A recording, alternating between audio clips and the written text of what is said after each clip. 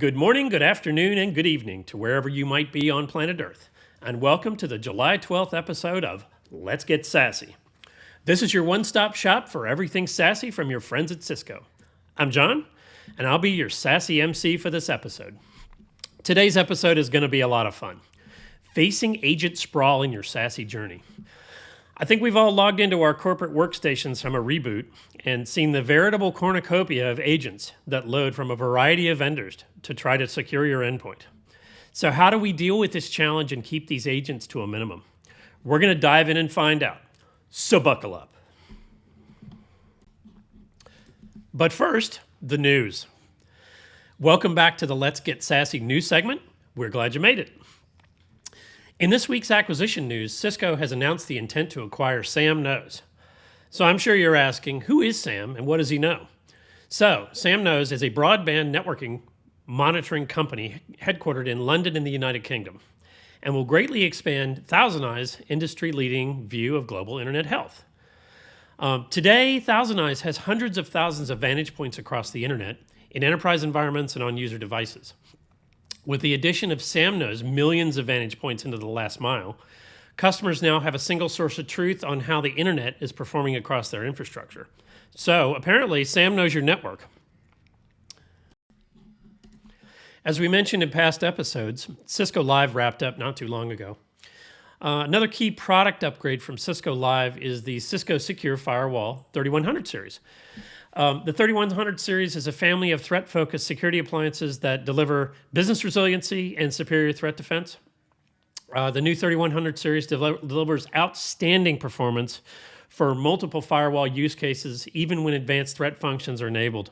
These functions are enabled by a modern CPU architecture coupled with purpose-built hardware that optimizes firewall, crypto, and threat inspection functions.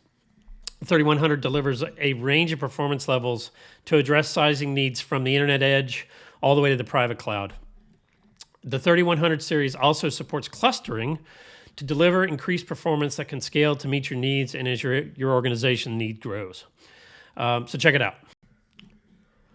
As another reminder, in this week's Talos segment, I just want to point out that Talos generates great vulnerability reports on a daily basis.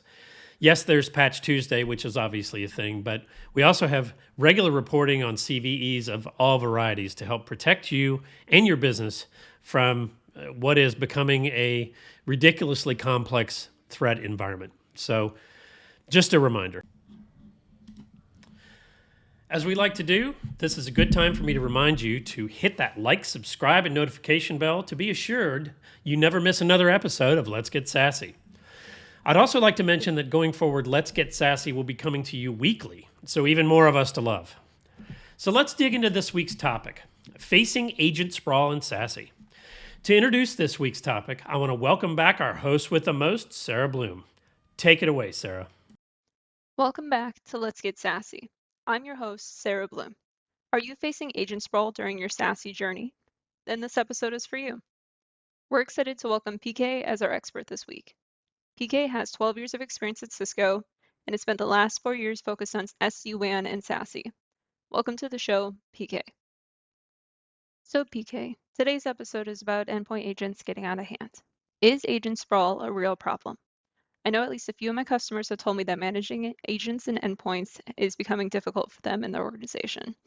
What endpoint agents are we talking about here, and how do they contribute to this issue?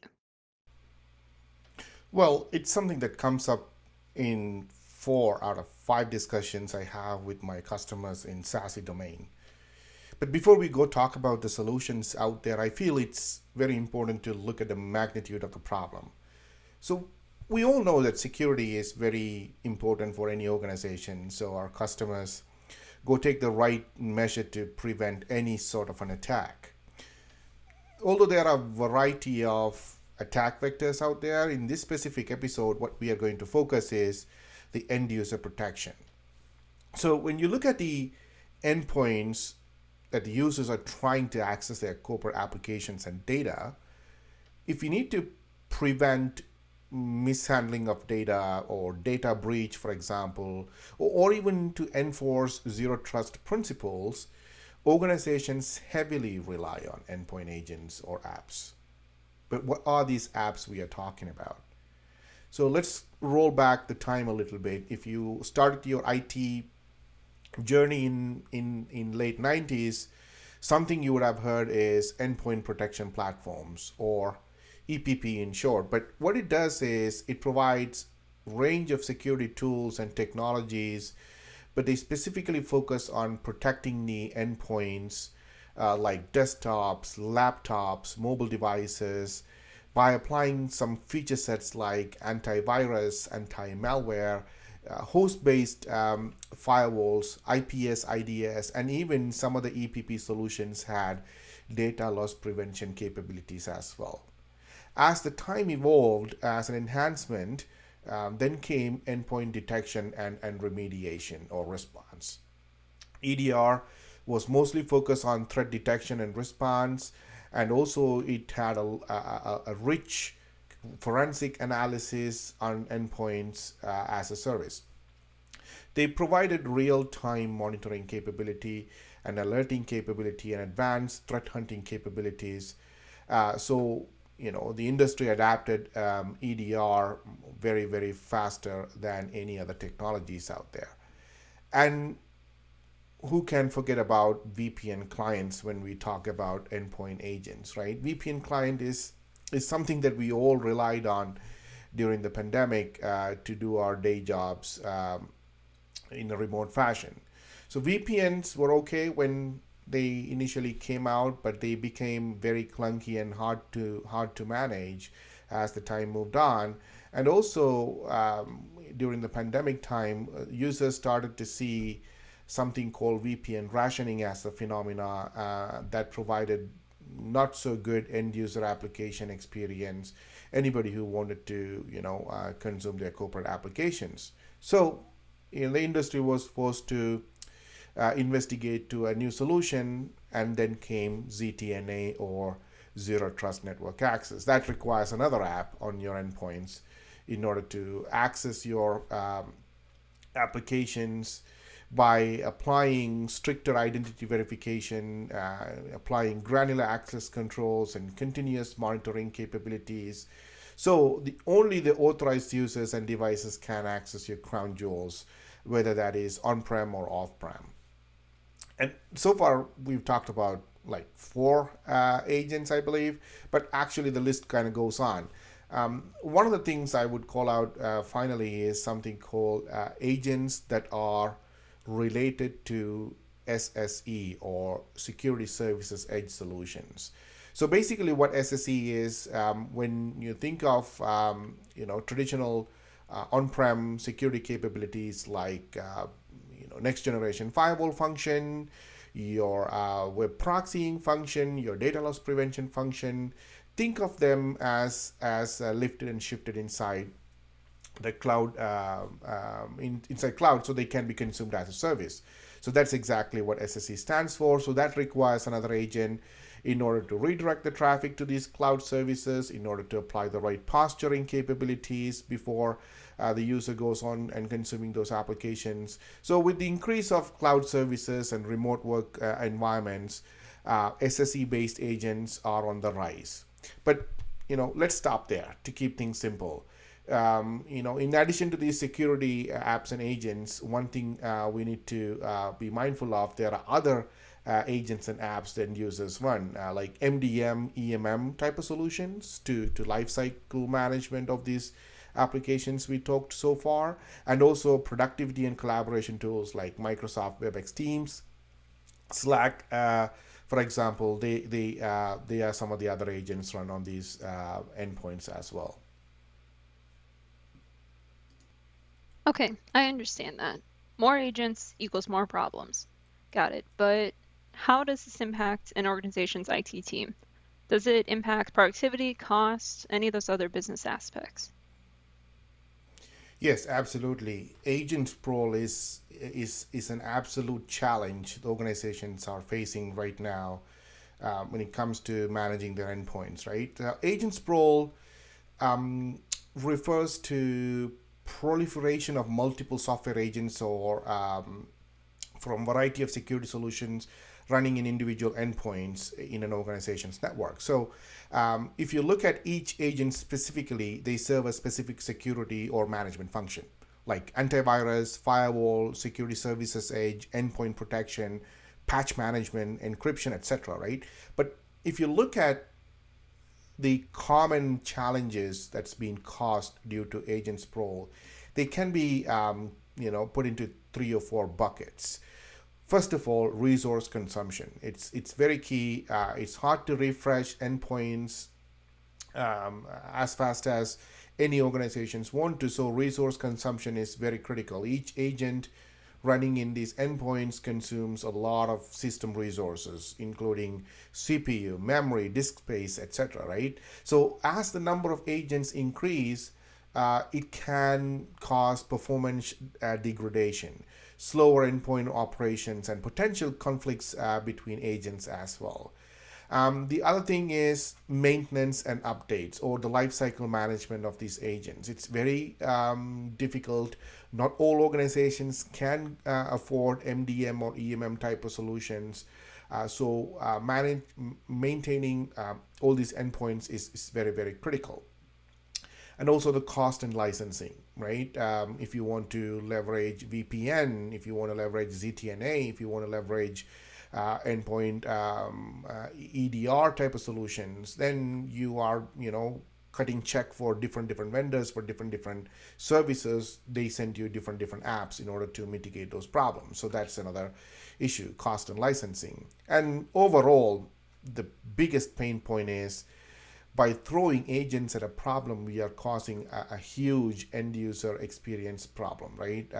End users usually comes IT help desk and complaining about the slowness of the endpoints they're using itself, and also if the app is being consumed in the form of SaaS, for example, the slowness in consuming those applications. So overall, it's absolutely a pain point that every organization is going through. So what action could be taken by our customers when they're making buying decisions to address this challenge? And how can vendors help our customers to mitigate this challenge? That's right. So in order to mitigate these challenges, organizations are looking into various different strategies, right? So one of the things is regular assessment. Make sure that you are running only the relevant agents, for your day-to-day functions, and also centralized management. Again, we talked about EMM and MDM type of solutions to make sure that everything is being kept up to date, so there is no issues with those type of agents that you're running. But it's actually not really helping to preserve CPU and memory, or towards the consolidation of agents. So that's the reason why lots of customers, specifically, when you go talk about security solutions, the first thing that they tell is, okay, do I need to install another agent? Can you consolidate, multiple agents that you're throwing at me? But that's exactly what we're going to talk about for the rest of the episode, is the consolidation. So evaluate and consolidate the security solutions, whenever and wherever possible. So one of the things that one of my customers said is whenever you are going into any type of security solution, whether that is endpoint detection and remediation or an SSE type of solution, if you're coming at me wanting to look into your solution, I do not want one more agent on my laptop. I want everything to be consolidated. If I'm coming to Cisco, that's exactly what I'm expecting from Cisco. So we heard that loud and clear, and we went to the drawing board and redesigned some of the tool sets that we had in our repository to address that concern. You touched on this briefly, PK, but how is Cisco addressing this problem from a SASE and SSE solutions point of view? And if I had to guess, I would guess that it's consolidation, right? Well, since we are looking in this episode more about end user protection that's related to a SASE or SSE type of function, let's focus on that. If you look at Cisco, our solution to various different security functions like endpoint detection, remediation, etc. They started as an individual apps.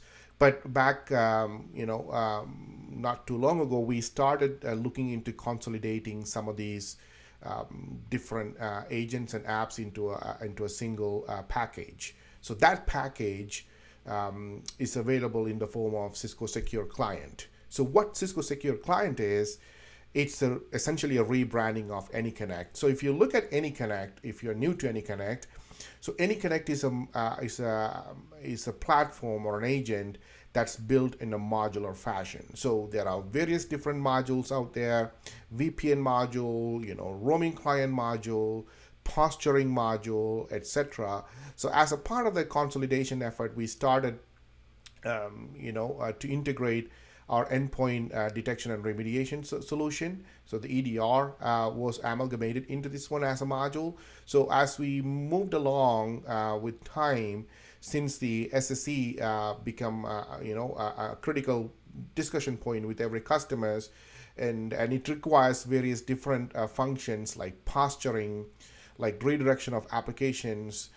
We needed to move some of those functions inside Cisco Secure Client. So those are the things that we are doing as we speak. So with the Secure Client introduction, now what we have done is added on ZTNA module. So it's not an agent that you need to run outside of Cisco Secure Client if you're already a secure client or any Connect customer.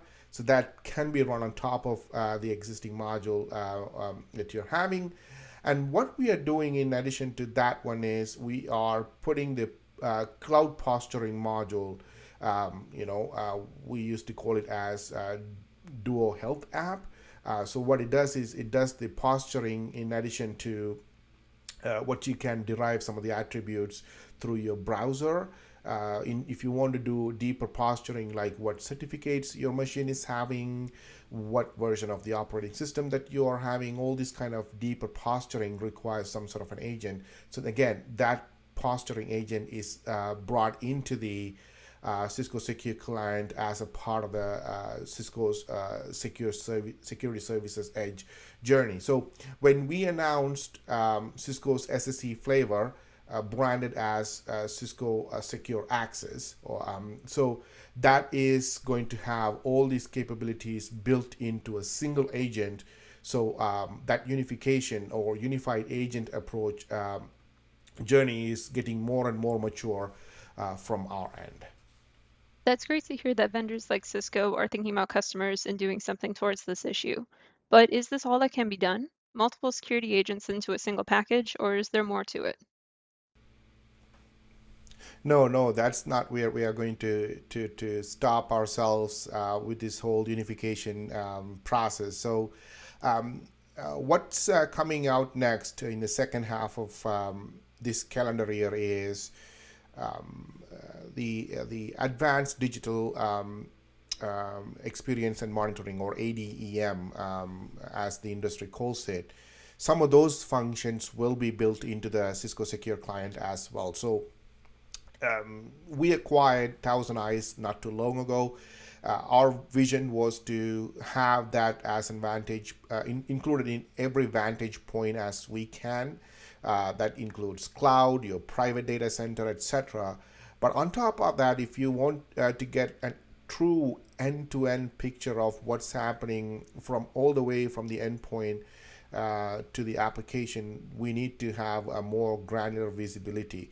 So Thousand Eyes always had an agent, an endpoint agent, and again, from customer standpoint, it's a standalone agent, right? So what we are doing in the second half of this year is to bring that function inside Cisco Secure Client again. Now, if you look at the whole SASE definition includes not just Cisco Security Services Edge, but also includes the Advanced Digital Experience Monitoring as a requirement. So you can call Cisco Secure Client as a unified SASE agent going forward, because that's going to comprise all the functionality that you want to have to call yourself as a SASE organization.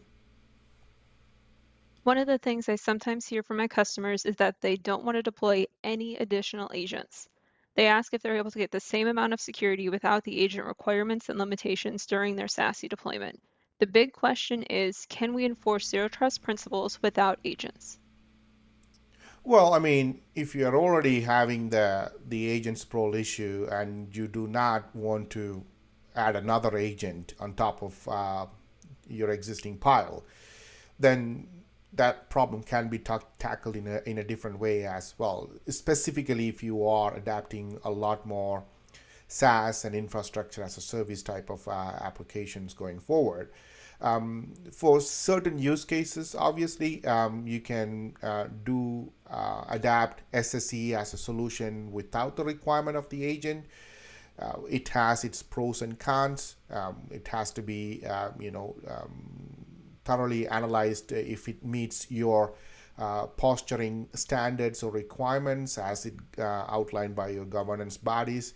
So that's another way of tackling the solution, without the requirement of the agent. But it's going to be sort of a lightweight solution because we cannot gather a lot more details without the agents. And also, if you still again when you are adapting your SASE journey, then of course client would help in order to do deeper posturing capabilities, for example. But there are different ways to solve the problem. But no, agent is not a must if you want to hop on an SSE journey, but it's a nice to have if you are embarking on that journey. This has been great information, PK. Thanks for taking the time to join us today. Is there any closing thoughts that you'd like to share with us? Well, at the end of the day, no two SASE customers having the same journey, right? It's different sets of problems, different challenges, different priorities, all things put together.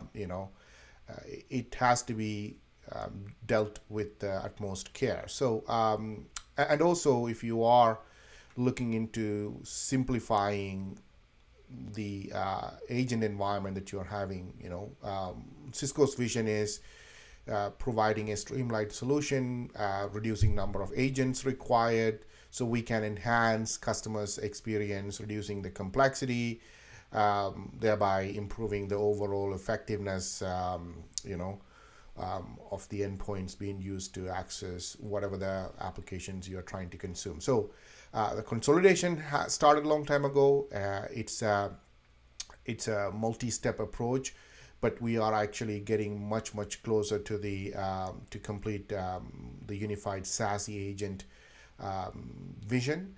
If you want to have a demo, or if you want to look into how things work with your environment using the solutions that we talked so far, feel free to reach out to your Cisco counterpart and ask for a SASE overview or even an SSE overview, so we can help in your journey.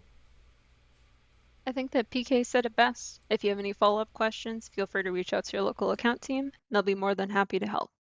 A reminder that we're moving to a weekly schedule as opposed to a bi-weekly schedule. Feel free to join our webinars, and a link will be included in our description. I'm your host, Sarah Bloom. Thank you for joining us today, and tune in next week for episode 5, What is SASE? An Executive Overview. Bye for now.